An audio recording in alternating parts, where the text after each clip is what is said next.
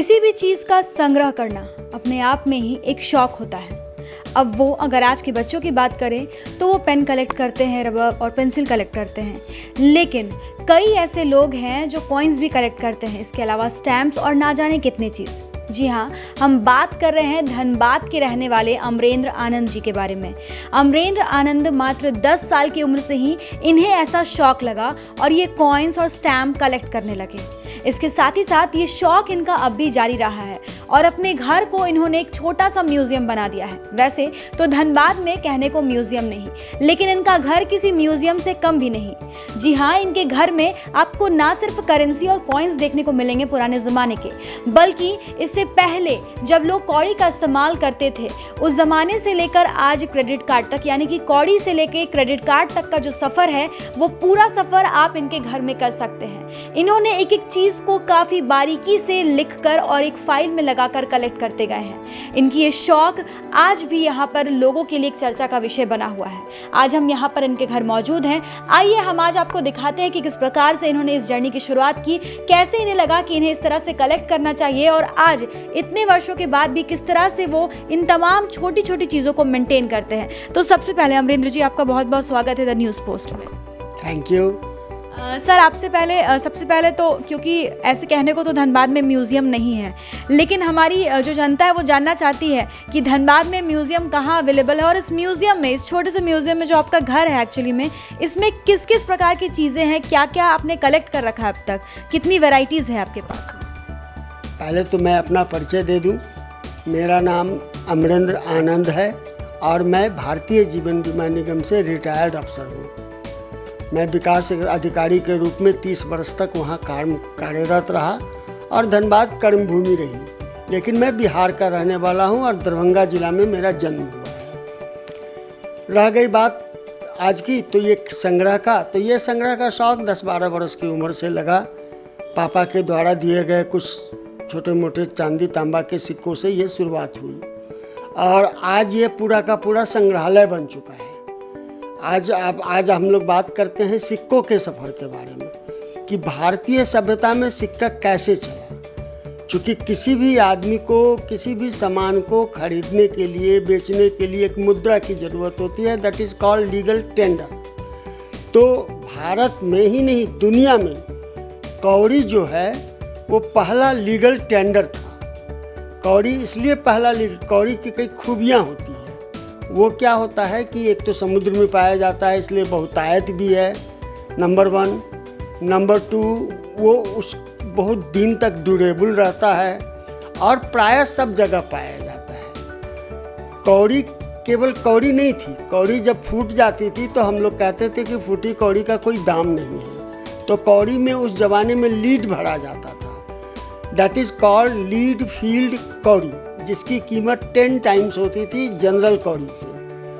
और कभी कभी बीच में, लीड के बीच में कौड़ी डाली जाती थी। वो कौड़ी जो है रानी कौड़ी कहलाती थी, जो लगभग 50 कौड़ी के बराबर होती थी। और कौड़ी, जैसा कि हम लोग जानते हैं कि कौड़ी सबसे चला कौड़ी, बाद में जब मेटल आने लगे तो अर्ली क्वाइंस का शुरुआत हुआ। सबसे पहला जो सिक्कों का सेगमेंट है that is called primitive money, जिसमें कि कौड़ी आते हैं, बेड्स आते हैं, हड्डी के बेड्स आते हैं, प्लास्टिक में मिट्टी के भी बेड्स आते हैं। बेड्स क्या होता है? एक प्रकार का छोटा सा टुकड़ा होता है जिसमें छेद होता है। और संजोग से मेरे पास कौड़ी में निस्क भी है। निस्क क्या होता था कि वो एक सबसे पुराना सोने का सिक्का है, जिसे हम लोग निस्क के नाम से जानते हैं। पहले हम लोग जैसे, वो बहुत छोटी होती थी, 1/2 ग्राम का, 1/4 ग्राम का, ये लगभग होता था। इसके बाद जब सिक्के का सफ़र शुरू हुआ तो पंच मार्क शुरू हुआ। पंच मार्क में क्या होता था कि कभी कभी क्या होता था कि लोगों एक ठप्पा मार करके वो सिक्का बनाते थे। वो थोड़ा अस्पष्ट होता था पंच मार्क, लेकिन लोग पहचान जाते थे कि भाई ये इस राजा का है, ये इस किंगडम का है, ये यहाँ का है। तो पहले पंच मार्क हुआ। पंच मार्क के बाद धीरे धीरे विकास होने लगा और लोगों ने उस पर फोटो, जैसे चंद्रगुप्त मौर्य वगैरह के ज़माने में, कुषाण के ज़माने में राजा के फ़ोटो भी आने लगे। और उस ज़माने में हमारी भारतीय संस्कृति जी इतनी डेवलप थी कि जो हमारे यहाँ पंच मार्क के सिक्के हैं, अगर उनका जो क्वालिटी है वो आज भी काबिल तारीफ़ है। जिस तरह पुराने ज़माने के सुनार लोग, कारीगर लोग एक एक चीज़ को गढ़ते थे, उस तरह आज का भारत रत्न जो है, पद्मश्री जो है, पद्म विभूषण जो है, इस प्रकार के जो मेडल्स हैं वो अलीपुर मिंट में गढ़े जाते हैं। और ये मेरी खुशनसीबी है।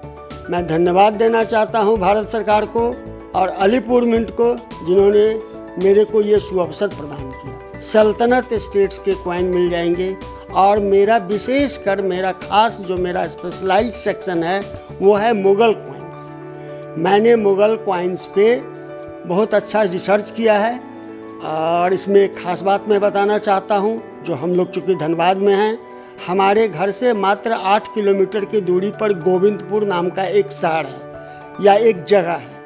और आपको जान के आश्चर्य होगा कि अकबर के ज़माने में, उस ज़माने में गोविंदपुर में एक मिंट होती थी और वो मिंट इसलिए बनाई गई थी कि एक तो जीटी रोड पे था और दूसरा इस इलाके में तांबे की बहुतायत होती है।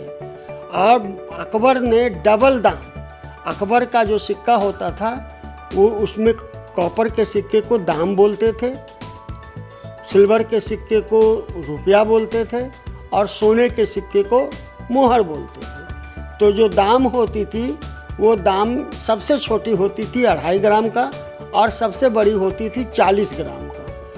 2.5 ग्राम के सिक्के भी बहुत महत्वपूर्ण है और बहुत ज़्यादा दाम में मिलते हैं। उसी प्रकार डबल दाम जो 40 ग्राम का होता था, मेरे संग्रह में एक सिक्का है जो 40 ग्राम का है, जिसे डबल दाम कहते हैं, और गोविंदपुर मिंट का है जो धनबाद का है। जब वो मेरे को मिला तो मेरे को ऐसा लगा कि मेरे को धनबाद में रहने में एक मिला। तो मुग़ल कॉइन्स है और आज की तारीख का जो सिक्के होते हैं, जिसको हम लोग रिपब्लिक इंडिया कॉइन्स कहते हैं, उनका ईयर वाइज, मिंट वाइज मेरा पूरा का पूरा कलेक्शन है। इसके अलावा क्या होता है कि मिंट जो है समय समय पर कॉमेमोरेटिव कॉइन्स निकालती है। जैसे राजेंद्र प्रसाद पे, लाल बहादुर शास्त्री पे, अभी निकलने जा रहा है राजा राम मोहन राय पे, या इस प्रकार के बहुत सारा इवेंट्स भी होता है, जैसे दिल्ली यूनिवर्सिटी है, इन्हीं प्रकार बहुत प्रकार का चीज़ है। तो वो निकालती है मिंट, उसको हम लोग बोलते हैं कॉमेमोरेटिव कॉइन्स। और वो कॉमेमोरेटिव कॉइन्स जो है सो हम लोगों को यहाँ मेरे पास एक शुरू से लेकर अंत तक का एक संग्रह है। तो कहते हैं कि किसी भी सक्सेसफुल आदमी के पीछे एक औरत का हाथ होता है। तो यहाँ पर हमारे साथ अमरेंद्र जी की वाइफ है, हम उनसे बातचीत करते हैं कि इनका ये जो शौक़ है, जो जुनून है, इसमें इनका कितना योगदान रहा और किस तरह से ये इसे मेंटेन करती हैं। मैम, आपका भी बहुत बहुत स्वागत है द न्यूज़ पोस्ट। हाँ, बस मैं इन्हें डिस्टर्ब नहीं करती हूँ। इनका जुनून तो हद से ज़्यादा है और इनका शौक़ दिन प्रतिदिन अभी तक बढ़ ही रहा है। हाँ, खाली वक्त देती हूँ कि ये अपना काम शांति से कर सके। 10 साल की उम्र से इन्होंने ये सब कुछ शुरू कर दिया। तो जब आपकी शादी हुई थी तो क्या आपको ये पता था कि इस तरह से ये कलेक्शन करते हैं? मैं यहाँ आने पर शादी के बाद मुझे पता चला। जब भी हम लोग कहीं बाहर घूमने जाते थे तो पोस्ट ऑफिस, स्टेशन, जहाँ भी मंदिर के आगे, मतलब कहीं भी गए घूमने वाले स्थल, मतलब लाल किला, मतलब सिक्का लेके बैठा है तो उसमें ये छाट के हमको समझ में नहीं आता था क्या देख रहे हैं, क्या छाट रहे हैं। हमको तो सब बेकार, सब एक समान लगता था। लेकिन उसी में छाट के एक एक चीज़ लेके आए, सजाए। और आज तो हर चीज़ को हम बहुत कुछ हम भी जानने लगे हैं। तो अब मेरा भी इंटरेस्ट बहुत बढ़ गया है, सुनते देखते। मेरा बेटा भी इसमें इंटरेस्ट लेने लगा है। हम लोग पूरा सिक्का इसी के चलते इनके साथ साथ हम लोग घूमते भी रहते हैं। बस यही सब है। बिल्कुल। तो इन्होंने बताया कि जब शादी हुई तब इन्हें ये नहीं पता था। स्टार्टिंग में इन्हें ऐसा थोड़ा सा कन्फ्यूजन होता था कि कहीं भी जाते थे तो ये छोटी छोटी चीज़ों को ध्यान देने लगते थे, कॉइन्स को बारीकी से।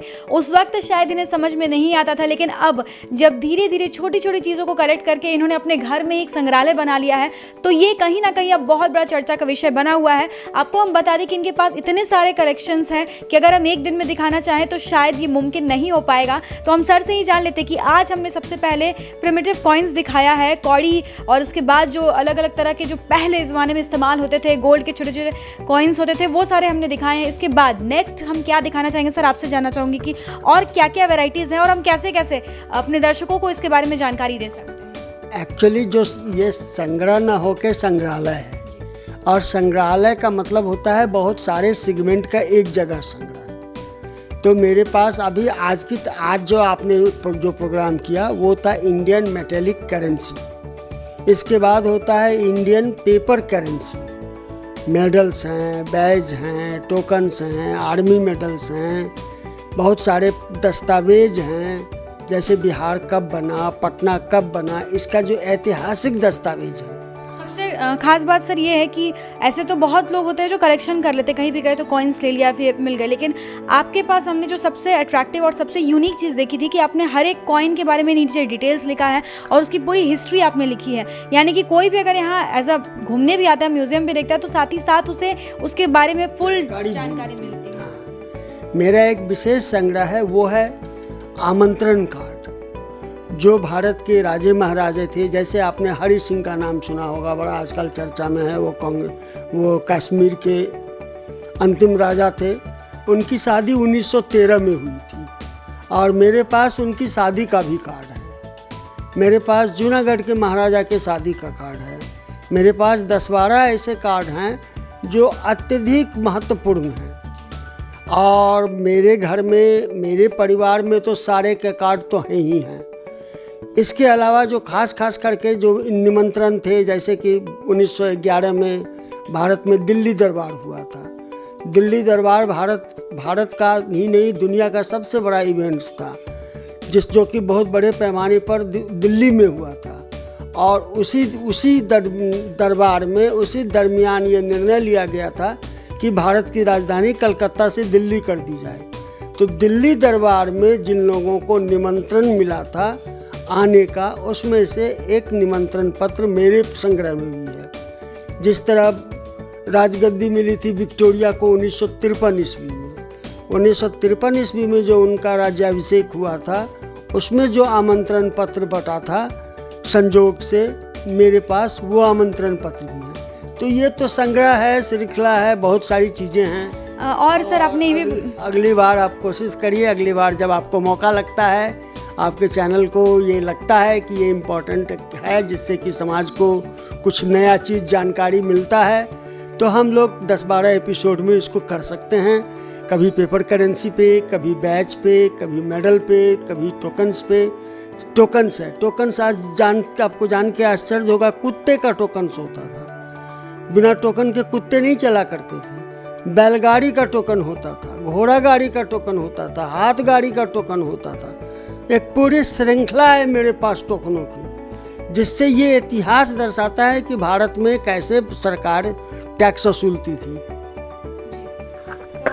ये थे हमारे साथ सर, जिन्होंने हमें बताया कि किस प्रकार से एक बहुत ही कम उम्र से इन्होंने इस तरह से कलेक्शन की शुरुआत की। शुरुआती दौर में जब इनके फैमिली मेम्बर्स थे तो उन्हें भी थोड़ा सा आश्चर्य लगता था कि ये क्या कलेक्ट कर रहे हैं, कहाँ से ला रहे हैं, लेकिन आज इन्होंने एक संग्रहालय अपने घर में ही बना लिया है। और ना सिर्फ जैसा कि हमने बताया कि सिर्फ चीज़ों को कलेक्ट किया है, बल्कि उसके बारे में फुल जानकारी दी है। ना सिर्फ करेंसी कॉइन, इसके अलावा इन्होंने बताया कि टोकन्स के बारे में, कई ऐसे कार्ड्स हैं जो राजा महाराजाओं के शादी के कार्ड्स हैं, ना सिर्फ अपने घर वालों के शादी के कार्ड बल्कि राजा महाराजाओं के भी कुछ शादी के कार्ड्स हैं। तो इन तमाम छोटी छोटी चीज़ों को कलेक्ट करके इन्होंने अपने इस घर को एक संग्रहालय बना लिया है और आज नेशनल लेवल पे भी लोग इन्हें जानते हैं, जो अपने आप में एक बहुत बड़ी उपलब्धि है धनबाद के लोगों के लिए। धनबाद का कहीं ना कहीं ये बहुत एक हम कह सकते हैं कि गौरवान्वित महसूस करते हैं हम, क्योंकि हमारे शहर में इस तरह के भी लोग हैं जिसे देश और दुनिया में लोग जानते हैं। हम आगे भी आपको कंटिन्यू करेंगे और बताना चाहेंगे कि और अलग अलग क्या क्या इनके पास कलेक्शंस हैं। हम कोशिश करेंगे कि अपने सभी दर्शकों को हम इनके पास जो भी कलेक्शन है उसके बारे में फुल जानकारी दे सके और उसके बारे में उनसे भी ये सारी जानकारियां साझा कर सके। अपने सहयोगी प्रकाश के साथ Shambhavi Singh, the news post, Dhanbad.